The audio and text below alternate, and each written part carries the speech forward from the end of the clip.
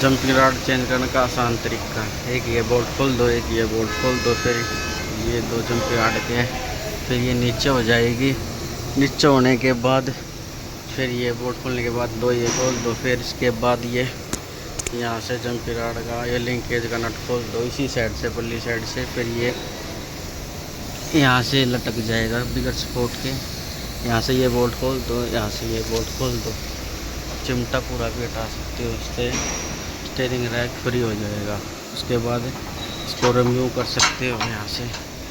अब यहाँ से अब इसको यहाँ से हटा सकते हो थोड़ा सा नीचे करने के बाद। उसके बाद फिर ये यहाँ से निकल जाएगा। फिर ये निकलने के बाद खुल गई जंपिंग रॉड सब फ्रेम के ऊपर से।